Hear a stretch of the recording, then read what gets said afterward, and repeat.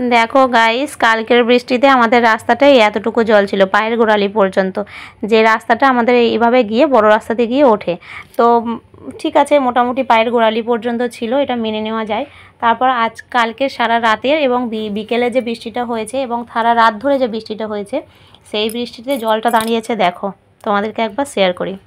দেখো, বৃষ্টি হয়েছে তাও ঠিক আছে, কোনো অসুবিধা নেই, কিন্তু এবছরে জোঁকের উপদ্রব হয়েছে। দেখো বাড়ির সামনে কি হারে, বাবা সকাল থেকে ঘুম থেকে উঠে এইভাবে ঝাঁটা দিয়ে দিয়ে সমস্ত পোকা নিচে নামাচ্ছে, আর এইভাবে জোঁকগুলো আসছে। অবস্থা দেখো জোঁকগুলোর।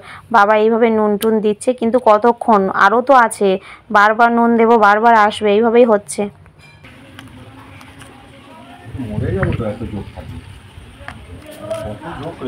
এই নুনটাই পা দিয়ে ওইদিকে দিয়ে দিন তো, হয়নি ঠিক, ভুল ভাল হয়ে গেছে। ওই নুনটাই দিয়ে দিন না, পা দিয়ে ঠেলে। এই এই হয়েছে, এই হয়েছে।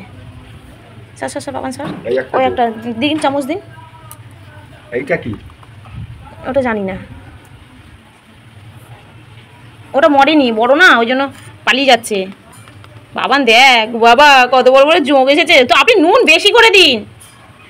এই হচ্ছে না ঠিক দেওয়াটা, এই পালিয়ে যাচ্ছে পটপট করে। দেখি সর সর, হাত সর বাবান সর,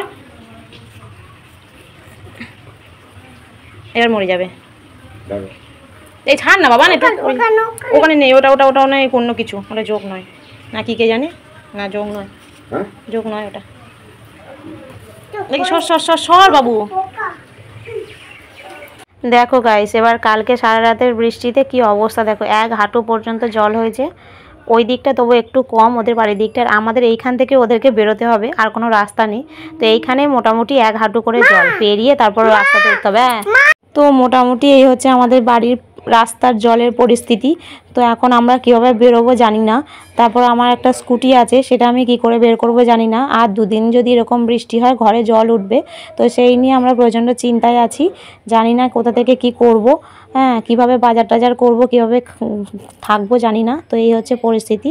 তো তোমাদের আর একটা জিনিস শেয়ার করি। দেখো এইদিকে দেখো, একে জল, এই জন্য এরা দেখো, এরা বাঁচার জন্য এখানে এসে আশ্রয় নিয়েছে এইভাবে। বর্ষাকালে একে আমাদের এখানে জল, তো এদেরকে তাড়ানোর জন্য আমি ভেবেছিলাম একটু ব্লিচিং কিংবা ফিনাইল দেবো। তো আমার শাশুড়ি মা বললো দরকার নেই, এরা বাঁচার জন্য এরকম করছে, থাক।